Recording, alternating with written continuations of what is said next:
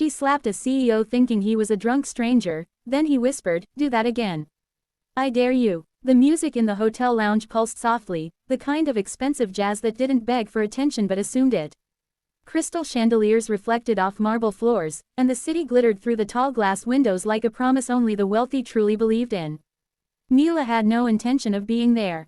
She stood near the bar, fingers wrapped around a glass of sparkling water, waiting for her friend who was already 20 minutes late. After a 12-hour shift at the design studio and a week that had drained her patience, all Mila wanted was to go home, kick off her heels, and forget the world. That was when a man stumbled into her. Hard, her glass tilted, water splashing over her wrist. She gasped and stepped back, heart jumping. The man swayed slightly, one hand braced on the bar, the other hanging loosely at his side. "Hey," Mila snapped, instinctively defensive. "Watch it." The man didn't respond immediately. He lifted his head slowly, as if the movement itself required effort. His hair was dark, slightly tousled, and his suit, expensive, she noticed despite herself, was wrinkled at the collar, tie loosened. Great, she thought, a drunk in a 5-star hotel. "I said watch it," she repeated, louder now. He looked at her then. Not glassy-eyed, not unfocused. His gaze was sharp, too sharp for someone who was supposed to be drunk. It lingered on her face, steady and unreadable. "Relax," he said calmly. His voice was low, smooth, completely at odds with his unsteady posture. "It was an accident. An accident." The casual tone lit something hot in her chest. "An accident doesn't spill drinks on strangers," Mila shot back. "Maybe you should stop drinking." A few heads nearby turned. Mila was vaguely aware of it, but she didn't care. She was tired of men who took up space without apology. The man straightened slightly, as if adjusting himself to her level. He smelled faintly of cedar and something bitter, whiskey, maybe, but not overpowering. "You're very confident," he said. "And you're very annoying," she replied. His lips curved, not quite a smile. Something darker, something amused. That was when he stepped closer. Too close. Mila's instincts flared. She raised her hand without thinking and slapped him across the face. The sound cut through the lounge like a snapped wire. Conversation faltered. Music seemed to dip. Mila's breath came fast, her palm stinging from the impact.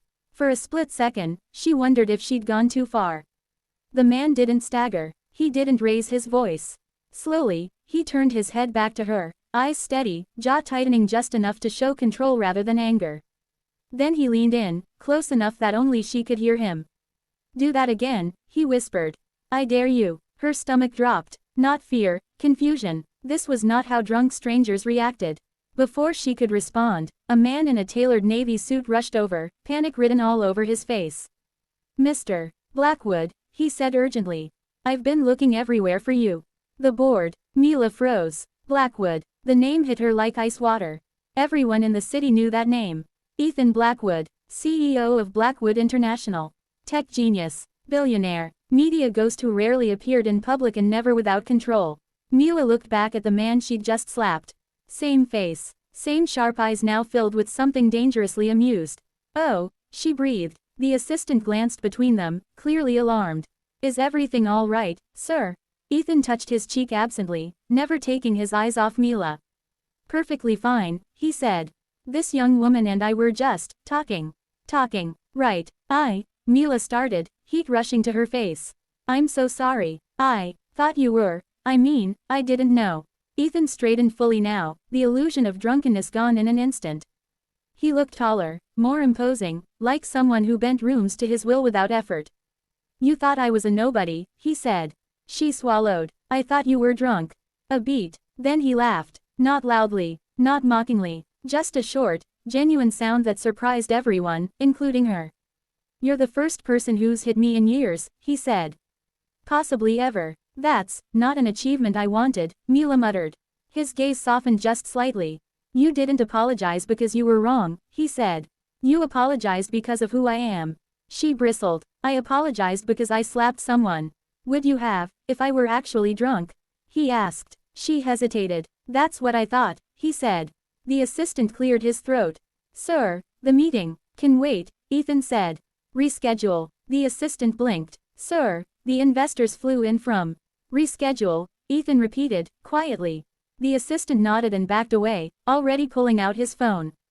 Mila stared. "You just cancelled a board meeting." Yes. For what? She asked. Ethan looked at her like the answer was obvious. For curiosity. Her heart beat harder. About what? About a woman who doesn't care who I am, he said. And isn't afraid to slap me for crossing a line.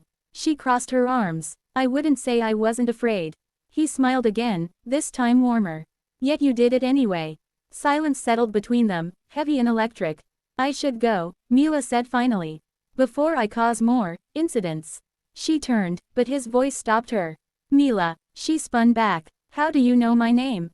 He nodded toward the bar, where her open tab still glowed on the screen. Design studio, he added. You work too much. You drink sparkling water when you're stressed. Her breath caught. You've been watching me. Observing, he corrected. I do that. That's unsettling. Yes, he agreed easily.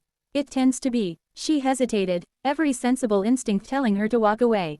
But something in his expression, curiosity without entitlement, power held in check, kept her rooted. I owe you a drink, he said. I don't drink, she replied. I know. Then you owe me nothing, she said. Ethan considered her for a moment, then nodded. Fair. She took a step back. Then another. Mr. Blackwood, she said, steadying herself. For what it's worth, I'm not impressed by your money. His eyes flickered with something like relief. Good, he said softly. Neither am I. Mila turned and walked out of the lounge, her heart racing, her palms still tingling. Behind her, Ethan Blackwood watched her go, a faint smile touching his lips. For the first time in a very long while, someone had seen him not as a title, not as power, not as a name, but as a man who had crossed a line and paid for it. And he had never wanted to be dared more.